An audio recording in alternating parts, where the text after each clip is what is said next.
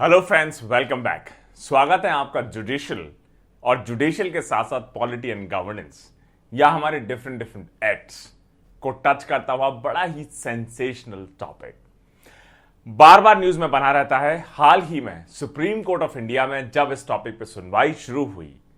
तो honourable supreme court of India का जो मेजर लैंडमार्क जजमेंट रहा, जिसके थ्रू अभी इस पूरे लॉ पे पॉज कर दिया गया है जब तक कि गवर्नमेंट ऑफ इंडिया इसको प्रॉपर्ली रिव्यू ना कर दे, जिसमें हो सकता है इसको रिपील कर दिया जाए या हो सकता है इसमें और ज्यादा फ्लेक्सिबिलिटी इंट्रोड्यूस कर दी जाए।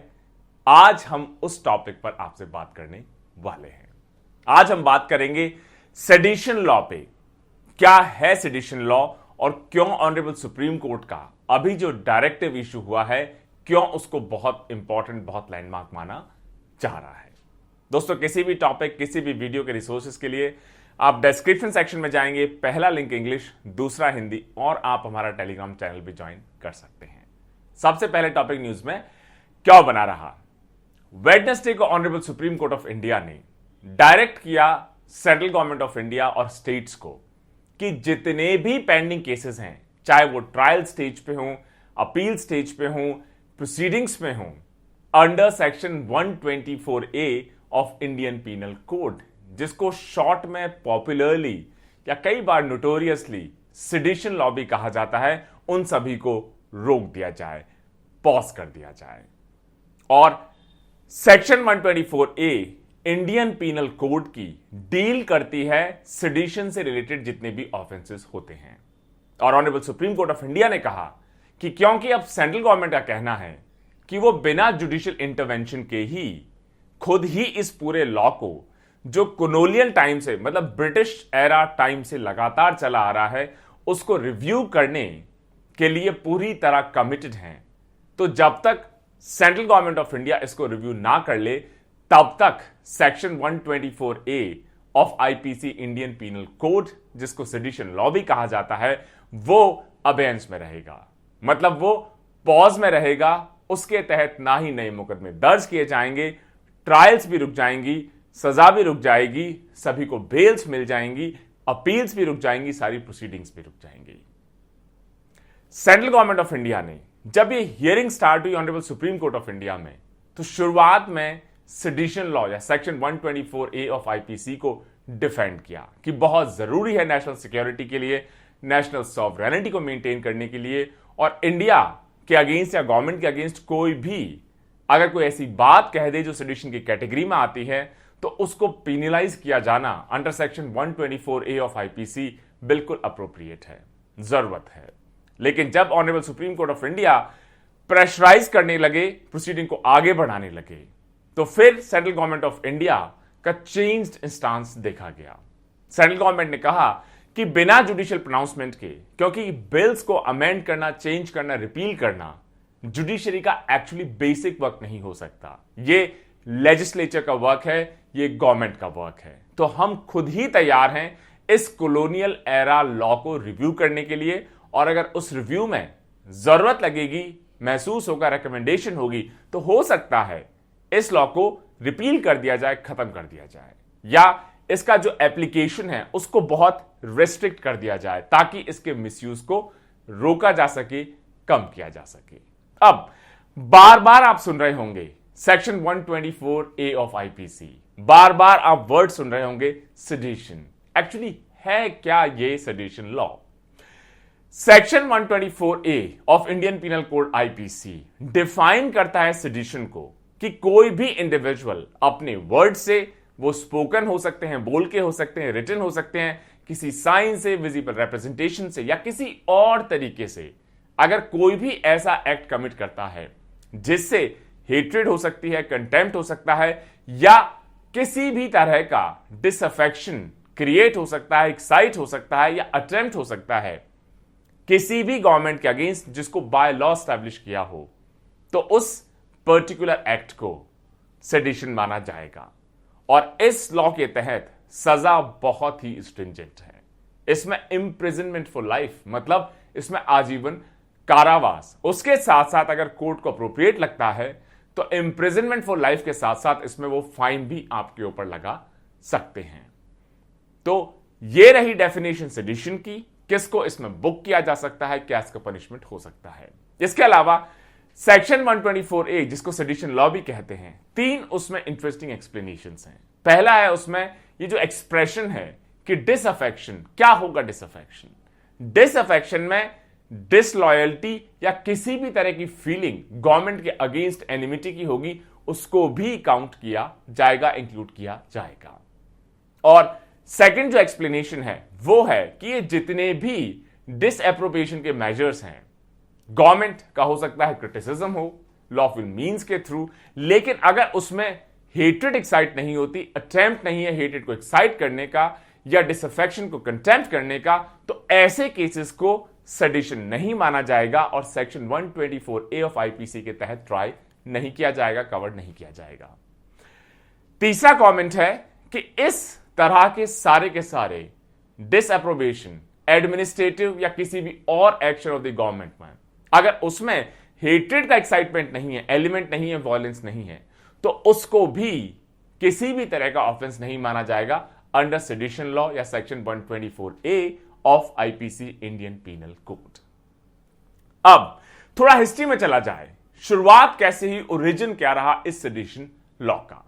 इसका स्टार्ट हुआ जब इंडियन पीनल कोड को बनाया गया। इंडियन पीनल कोड को कब बनाया गया? 1860 में ब्रिटिश राज ने, अंग्रेजों ने, कॉलोनियल मास्टर्स ने, और इसके ऑथर रहे थॉमस मैकाले। सभी ने नाम सुना ही होगा। लेकिन जो ओरिजिनल आईपीसी था 1860 का, उसमें इस सेडिशन लॉ को या सेक्शन 124A को इंसर्ट नहीं किया गया था। लीगल एक्सपर्ट्स का मानना है कि 1816 का जो ओरिजिनल इनिशियल वर्जन था आईपीसी का, उसमें सेडिशन लॉ का क्लॉज नहीं होना, यह ब्रिटिशर्स की किसी तरह की फ्लेक्सिबिलिटी नहीं थी या जेनरोसिटी नहीं थी, रादर ये जो ओमिशन था एक्सीडेंटल था, उनसे गलती से छूट गया था। और इस गलती को सुधारते हुए अगले 30 साल में 1890 में सेडिशन के इस क्लॉज को, लॉ को ऑफेंस के तौर पे इंसर्ट किया गया under section 124A of IPC. इसके लिए एक स्पेशल एक्ट जिसको कहा जाता है स्पेशल एक्ट 17 लाया गया ताकि इस सेक्शन 124A ऑफ आईपीसी को इंसर्ट किया जा सके हमारे आईपीसी में, या ब्रिटिश राज या कॉलोनियल मास्टर्स ने उस वक्त जो आईपीसी इंट्रोड्यूस किया इंडिया में 1860,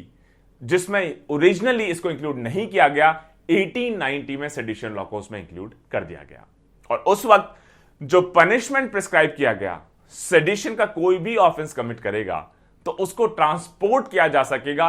बियॉन्ड सीज, मतलब समुद्र के पार। अपनी पूरी नेचुरल लाइफ फिर वो इंडिया में नहीं गुजार पाएगा। उसके बाद जब इंडिया इंडिपेंडेंट हुआ तो ये beyond the seas and for his और हर इंटायर नेचुरल लाइफ को चेंज करके इसको लाइफ इंप्रिजनमेंट में कन्वर्ट किया गया 1955। और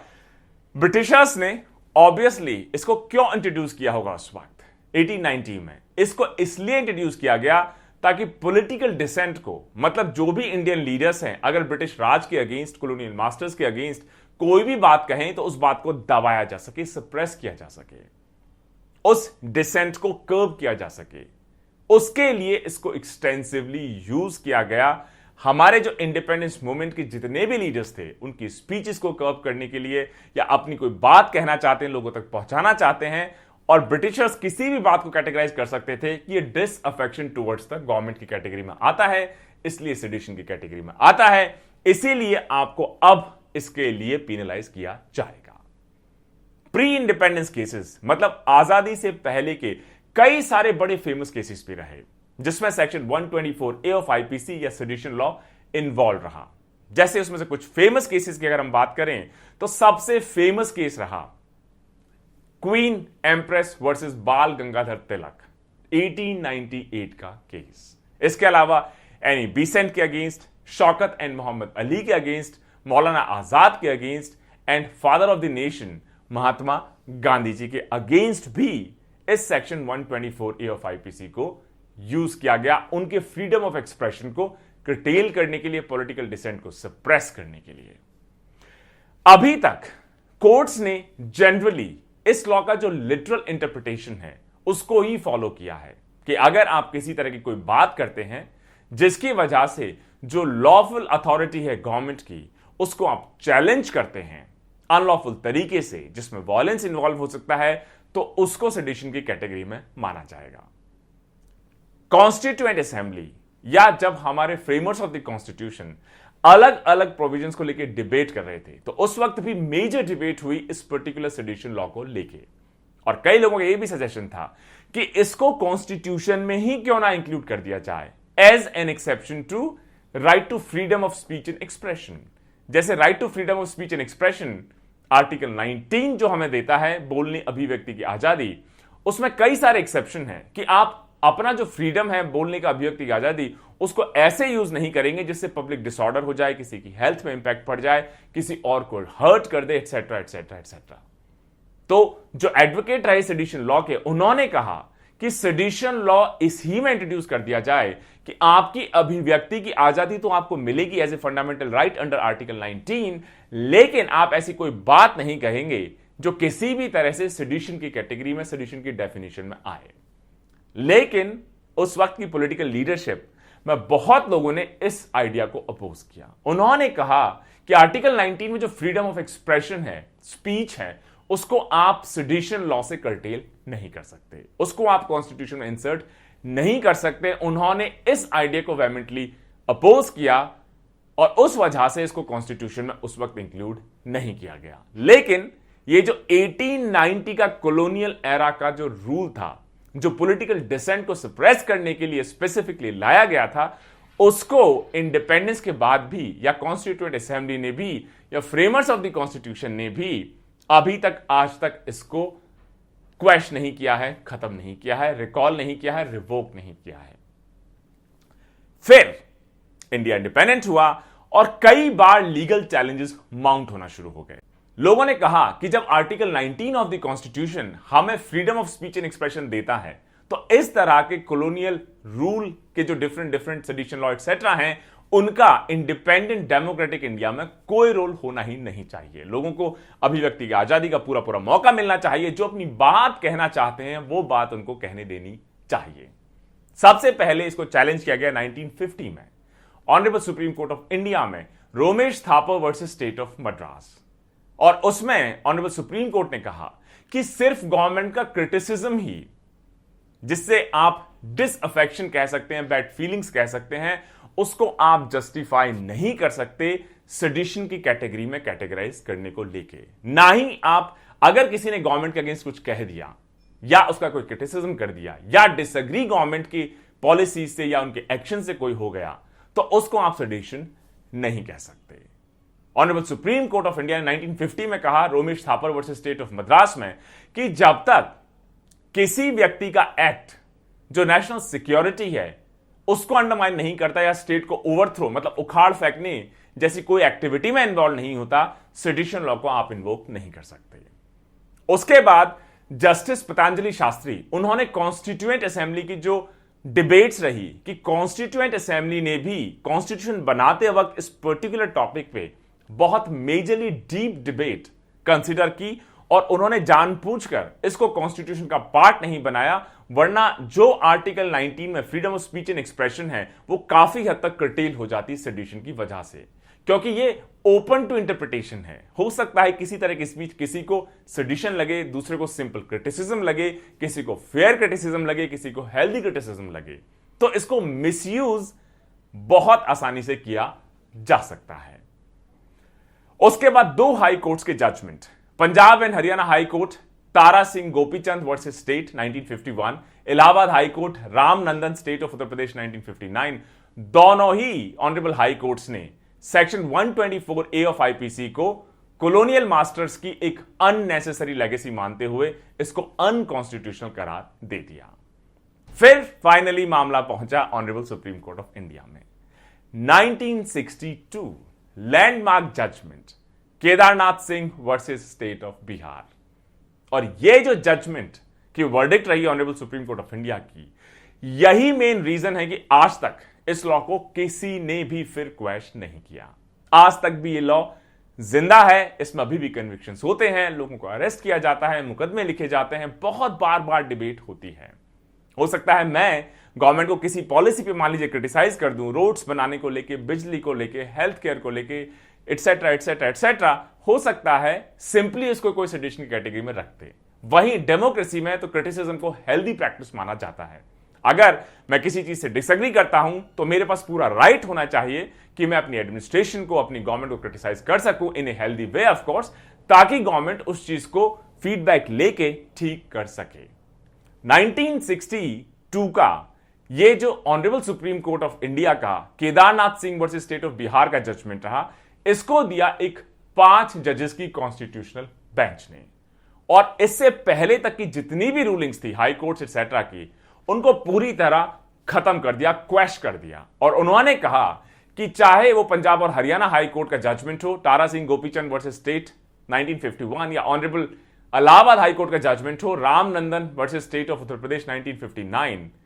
जिसमें सेक्शन 124A को अनकॉन्स्टिट्यूशनल करार दे दिया था, उनको खत्म किया जाता है, क्वैश किया जाता है। और सेक्शन 124A या सेडिशन लॉ को कॉन्स्टिट्यूशनल माना जाता है, संवैधानिक इसको माना जाता है। लेकिन साथ ही साथ honourable supreme court of India ने यह भी कहा कि इसको संवैधानिक तो माना जाएगा, लेकिन इसका मिसयूज ना हो, उसके लिए इसका जो यूज है उसको हम बहुत लिमिटेड कर देते हैं। ऑनरेबल सुप्रीम कोर्ट ने कहा कि जब तक किसी का भी एक्ट, चाहे वो वर्ड हो, साइन हो, एटसेट्रा एटसेट्रा, वायलेंस के लिए इंसाइट नहीं करता, वायलेंस के लिए कॉल नहीं करता, एक सिंपल क्रिटिसिज्म गवर्नमेंट का सेडिशन नहीं कहलाया जाएगा। अगर आप वायलेंस इनवाइट कर रहे हैं, इंसाइट कर रहे हैं, तब भले ही उसको आप सेडिशियस स्पीच कह सकते हैं। रूलिंग ने सेडिशन की क्या डेफिनेशन होगी, कब आप इसको अप्लाई कर सकते हैं, उसके लिए एक और टर्म का यूज किया। Honourable supreme court of India ने कहा कि जब तक किसी भी तरह का इंसाइटमेंट पब्लिक डिसऑर्डर क्रिएट ना कर दे, तब तक उसको सेडिशन आप मान ही नहीं सकते। ये एक नई टर्म ऑनरेबल सुप्रीम कोर्ट ने इंसर्ट की, उस वक्त इन्वेंट की, क्योंकि जो ओरिजिनल सेक्शन 124A है उसमें पब्लिक डिसऑर्डर वर्ड कहीं भी नहीं दिखाई देता। लेकिन 1962 का ये सुप्रीम कोर्ट का Kedarnath Singh versus state of Bihar का जजमेंट, जिसमें इस सेडिशन लॉ को कॉन्स्टिट्यूशन तो माना, लेकिन इसका मिसयूज कम हो जाए, रिस्ट्रिक्ट हो जाए, उसके लिए इसके यूज को बहुत रिस्ट्रिक्ट करने की कोशिश की गई। इसके अलावा ऑनरेबल सुप्रीम कोर्ट ने 7 गाइडलाइंस भी इशू की, जिससे जो क्रिटिकल स्पीच है उसको सेडिशन में कैटेगराइज ना किया जा सके। ये जो गाइडलाइंस रही, इसमें नई रेस्ट्रिक्टिव डेफिनेशन निकल कर आई सेडिशन लॉ की, और जिसका क्रक्स ये है कि कोई भी स्पीच या हर कोई स्पीच जिसमें डिसअफेक्शन हो, हेट्रेड हो, कंटेम्प्ट हो, सभी को आप सेडिशियस या सेडिशन की कैटेगरी में नहीं रख सकते। आप सिर्फ उन्हीं स्पीच को सेडिशन या सेडिशियस स्पीच कह सकते हैं जिनकी वजह से पब्लिक डिसऑर्डर क्रिएट होने की पूरी संभावना, पॉसिबिलिटी हो। अगर किसी ने सिंपली गवर्नमेंट को सपोर्ट नहीं किया, क्रिटिसाइज कर दिया, किसी तरह का कोई कंटेम्प्ट हो गया, डिसएग्रीमेंट हो गया, क्योंकि वो पब्लिक डिसऑर्डर क्रिएट नहीं करता है, वायलेंस को कॉल नहीं कर रहा है, उसको आप सेडिशियस स्पीच नहीं कह पाएंगे। तो जो 1962 की केदारनाथ वर्डिक्ट रही, पब्लिक डिसऑर्डर जिसका एक इंटरेस्टिंग इन्वेंशन रहा, उसको अब नेसेसरी इंग्रेडिएंट माना जाने लगा कि आप किसी भी स्पीच को या कमीशन ऑफ सेडिशन तभी मानेंगे जब उसमें पब्लिक डिसऑर्डर का एलिमेंट क्लियरली विजिबल होगा या प्रूव कर दिया जाएगा। ऑनरेबल सुप्रीम कोर्ट ने यह भी कहा कि अगर कोई स्लोगन दे देता है या किसी तरह की थ्रेट सिंपल दे देता है पब्लिक ऑर्डर से रिलेटेड, तो उसको सेडिशन नहीं माना जाएगा। क्लियर विजिबल एलिमेंट होना चाहिए पब्लिक डिसऑर्डर का या इंसाइटमेंट टू वायलेंस का, तभी उसको सेडिशन आप मानेंगे। लेकिन क्रिटिक्स का यह कहना है कि on paper honourable supreme court की गाइडलाइंस काफी रीजनेबल दिखाई देती हैं, लेकिन प्रैक्टिकली इनका अबेंडेंट मिसयूज भी देखा गया है। पुलिस कई बार पॉलिटिकल डिसेंट को या जो एस्टैब्लिशमेंट होता है, गवर्नमेंट होती है, वो ओपोनेंट्स को सप्रेस करने के लिए बहुत बार इस तरह के केसेस को फाइल कर देते हैं। उसके बाद जो भी विक्टिम होता है, एक्यूज होता है, उसको सालों लग जाते हैं कोर्ट से रिलीफ मिलते मिलते। तब तक वो बहुत एक्सप्लॉयटेशन, बहुत टॉर्चर के थ्रू गुजर चुका होता है। इसके बाद एक और लैंडमार्क जजमेंट 1995 का Balwant Singh versus state of Punjab, जिसमें फिर से रिटेरेट किया गया कि जो रियल इंटेंट है, मंशा क्या है स्पीच की, सिर्फ हेल्दी क्रिटिसिज्म है, उसको आप सेडिशियस नहीं मानेंगे। लेकिन अगर इंटेंट है पब्लिक डिसऑर्डर क्रिएट करने की, वायलेंस क्रिएट करने की, तो ही उसको आप सेडिशियस स्पीच मानेंगे। मतलब रियल इंटेंट इंपॉर्टेंट है, सिर्फ वर्ड्स इंपॉर्टेंट उतने नहीं होंगे। और ये 1995 का Balwant Singh versus state of Punjab जो जजमेंट हुआ, ये पिटिशनर्स जिन्होंने अक्यूज किया एक स्लोगन को लेकर जिसमें कहा गया खालिस्तान जिंदाबाद, राज करेगा खालसा, हिंदुआनू पंजाब चोन करके छाड़ांगे, हुन मौका आया है राज कायम कर, जिसका मतलब है कि हिंदूज को पंजाब को छोड़ना पड़ेगा, हम रूल करेंगे। इसको एक पब्लिक स्पेस में कहा गया, इसको चैलेंज किया गया honourable supreme court of India. 1995 का judgement Balwant Singh versus state of Punjab, उसमें ऑनरेबल सुप्रीम कोर्ट ने कहा सिर्फ स्लोगन देना जब तक पब्लिक डिसऑर्डर क्रिएट नहीं करता, वायलेंस के लिए इंसाइट नहीं करता, इसको आप सेडिशन नहीं मानेंगे। उसके बाद और भी रूलिंग्स हुई। 2011 की doctor Vinayak Vinayak Sen versus state of Chandigarh, doctor Vinayak Vinayak Sen versus state of Chhattisgarh 2011, जिसमें भी कोर्ट ने कहा कि आप किसी को कन्विक्ट सिर्फ इस बात के लिए नहीं कर सकते कि उसने किसी तरह का सिंपल स्लोगन दिया है, लेकिन उसके साथ साथ ऑनरेबल सुप्रीम कोर्ट ने यह भी कहा कि हो सकता है जो भी सेडिशियस स्पीच हो, मटेरियल हो, वो हो सकता है आपने ऑथर नहीं की हो, मतलब आपने खुद ने नहीं कही हो, आपने खुद ने नहीं बनाई हो, लेकिन अगर वो मटेरियल, वो स्पीच एटसेट्रा सेडिशियस है, सेडिशन की कैटेगरी में आता है और आप उसके सर्कुलेशन में अगर इन्वॉल्व पाए जाते हैं, तो आपको सेडिशन के लिए बुक फिर किया जा सकता है। इसके अलावा 2016 का बहुत ही famous Arun Jaitley versus state of Uttar Pradesh, जिसमें ऑनरेबल इलाहाबाद हाई कोर्ट ने कहा कि जुडिशरी या एक कोर्ट रूलिंग का हेल्दी क्रिटिसिज्म या फेयर क्रिटिसिज्म आप सेडिशन नहीं कह सकते, क्योंकि 2016 का जो वर्डिक्ट रहा ऑनरेबल इलाहाबाद हाई कोर्ट का, इसको ऑनरेबल इलाहाबाद हाई कोर्ट ने, जो फॉर्मर यूनियन मिनिस्टर है श्री अरुण जेटली जी, उनका एक ब्लॉग पोस्ट रहा, जिन्होंने ऑनरेबल सुप्रीम कोर्ट की 2016 की जो रूलिंग रही, जिसमें उन्होंने एनजीएसी नेशनल जुडिशियल अपॉइंटमेंट्स कमीशन को अनकॉन्स्टिट्यूशनल ठहराया, उसका एक फेयर क्रिटिसिज्म किया। तो लोगों ने कहा कि जुडिशियल प्रोनाउंसमेंट है, जुडिशियल रूलिंग है, कोई भी उसको क्रिटिसाइज कैसे कर सकता है। मामला इलाहाबाद हाई कोर्ट पहुंचा, उन्होंने कहा कि former union minister Shri Arun Jaitley ji की जो ब्लॉग पोस्ट का क्रिटिसिज्म है, फेयर क्रिटिसिज्म है जुडिशरी का और कोर्ट रूलिंग का, किसी भी तरह से पब्लिक डिसऑर्डर को इंसाइट नहीं करता, वायलेंस को इंसाइट नहीं करता, इसलिए इसको सेडिशन नहीं माना जाएगा। इसके अलावा सक्सेसिव लॉ कमीशंस, चाहे ऑनरेबल सुप्रीम कोर्ट की डिफरेंट थॉट प्रोसेस हो, गाइडेंस हो, सभी ने कहा कि सेडिशन जो लॉ है, शुरुआत में इंपॉर्टेंट समझा गया, जरूरी समझा गया, लेकिन बार बार रूलिंग्स के बावजूद, बार बार गाइडलाइंस के बावजूद इसका रैम्पेंट मिसयूज देखा जा रहा है। और जो केदारनाथ गाइडलाइंस इश्यू हुई 1962 में, उससे कई बार हमने डिविएशंस देखे गए हैं। अल्टीमेटली ओनस होता है पुलिस के ऊपर। किसी ने कोई स्पीच दी, हो सकता है प्रेशर में आके पॉलिटिकल इंटरवेंशन की वजह से या खुद की डिफरेंट इंटरप्रिटेशन की वजह से उसको सेडिशियस स्पीच मान लिया जाए, किसी को इसमें अरेस्ट कर लिया जाए, मुकदमा चले, मामला धीरे धीरे टाइम के साथ हाई कोर्ट पहुंचेगा, वहां से शायद उसको रिलीफ भी मिल जाए, लेकिन उसमें कई साल गुजर सकते हैं, किसी की लाइफ बर्बाद हो सकती है, रिसोर्सेस उसके खत्म हो सकते हैं, एक परमानेंट धब्बा उस पर लग सकता है, उसके सोशल, इकोनॉमिक, पॉलिटिकल रिपरकशंस हो सकते हैं उस इंडिविजुअल के लिए, उसकी पूरी फैमिली के लिए, कम्युनिटी के लिए। जैसे लास्ट ईयर एक एग्जाम्पल कोट किया जाता है विनोद दुआ वर्सेस यूनियन ऑफ इंडिया, जिसमें भी ऑनरेबल सुप्रीम कोर्ट ने जो एफआईआर दर्ज हुई उस वक्त एक फेमस जर्नलिस्ट के खिलाफ, क्योंकि उन्होंने honourable prime minister Shri Narendra Modi ji की जो हैंडलिंग रही कोविड-19 की, उसका क्रिटिसिज्म किया, उनको सेडिशन के लिए बुक किया गया। मामला ऑनरेबल सुप्रीम कोर्ट में पहुंचा, उन्होंने एफआईआर को क्वेश्चन किया, यह कहते हुए कि एक फेयर क्रिटिसिज्म जब तक पब्लिक डिसऑर्डर क्रिएट ना कर दे या वायलेंस को इंसाइट ना करे, उसको आप सेडिशन की कैटेगरी में नहीं रख सकते। अब fresh challenge honourable supreme court में गया है, उसको थोड़ा सा ब्रीफ में डिस्कस कर लिया जाए। Honourable supreme court of India ने फाइनली इस बात पे अग्री किया कि जो फ्रेश चैलेंज है अगेंस्ट 124A सेडिशन लॉ, इसको हम सुनने के लिए तैयार हैं। और कई सारी पिटीशंस को फाइल किया डिफरेंट जर्नलिस्ट ने, चाहे वो किशोर चंद्र वांगखेमचा हो, कन्हैयालाल शुक्ला हो, तृणमूल कांग्रेस एमपी महुआ मोइत्रा हो। और अब क्योंकि 1962 की जो रूलिंग है केदारनाथ केस में, वो 5 जज कॉन्स्टिट्यूशनल बेंच ने दी है, उसको ओवर रूल करने के लिए honourable supreme court of India को अब 7 जज बेंच को देना होगा ये मामला, तभी केदारनाथ रूलिंग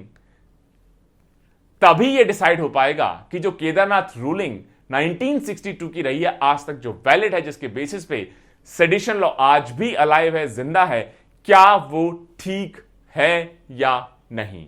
हो सकता है 1962 में ठीक लगे, हो सकता है आज की डेट में सेडिशन लॉ एक